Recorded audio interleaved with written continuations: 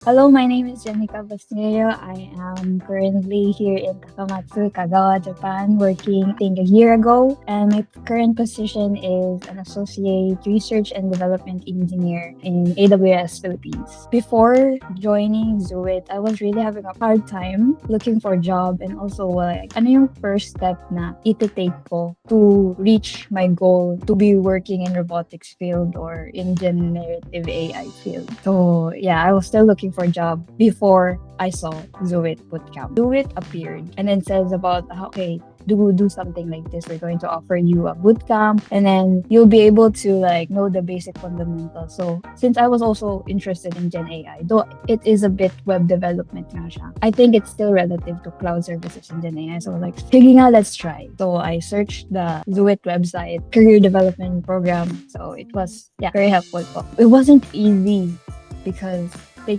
talking about risk, ang laki niya kasi you're going far away from your family, living alone in a different culture environment. And also like even before thinking about Japan opportunity, iisipin mo I came from a robotics field or factory field stuff. Because ibang-iba siya sa web development. If I joined this bootcamp for like 1 month, I'm going to gamble or waver 1 to 2 months of applying for jobs. And at that time as well, I was waiting for a response to one of the jobs that I applied. So, medyo risky nga po siya. Pero just a while ago, I said about opening the Zuit Bootcamp website to check what's the bootcamp's all about. Yung ano yung curriculum niya.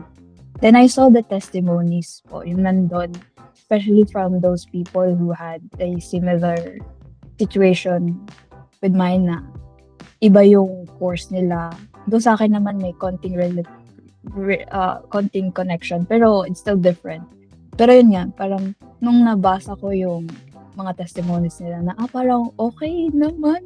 But it was also like one of the things that assured me na it's okay to take this risk. And then at least for 1 to 2 months, I would be learning something new, learning new skills, or could be I would also be improving one of the skills that I already have, like so for example like teamwork, collaboration.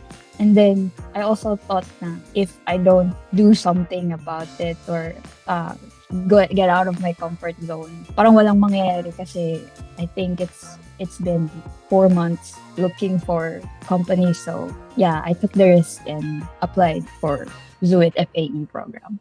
The best part of training was presentation ng mga capstones from all the all the students ng batch namin. Yun po yung pinaka best part for me, I think, it is because na nakikita ko na kaya pala to, kahit ito lang yung natutunan namin. Kaya to, and also it inspired me na hala, pwede to.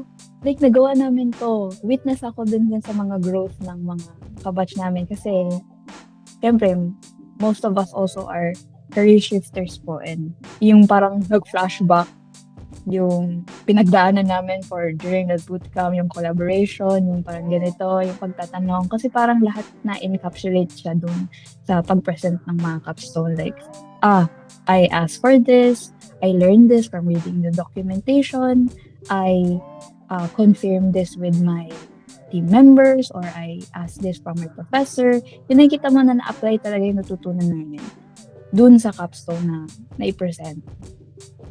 So, during that presentation was the memorable part of my training kasi nakita ko na even basic stuff like this, like all the things that we learned, the basic fundamentals that we learned in a short time, in one month, we were able to create this kind of output, and it motivated me to like my endless possibilities pa if I enter this field. And parang mas nailabaw konti sa field na pinapasukan.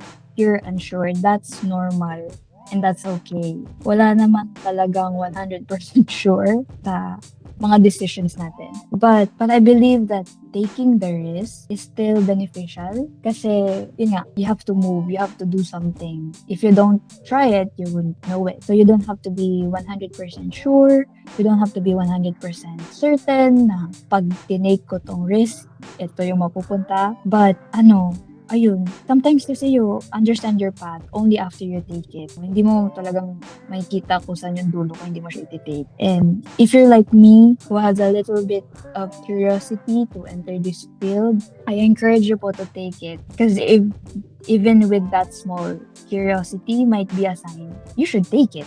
Growth usually starts with movement nga, and calling is always revealed through movement. So sometimes one uncertain step would lead to your certain goal. So, if sa tingin mo you're stuck, you're unsure, wala na lang pupuntahan, why not take it po? It's worth it po. Pero I won't guarantee po na we would have the same journey or path. Exactly the same path. But one thing I'm sure is that even if it's just training or even just if it's trying to enter the world of IT, kung curious ka and gusto mo matuto, try it po. Yun. Yun po yan.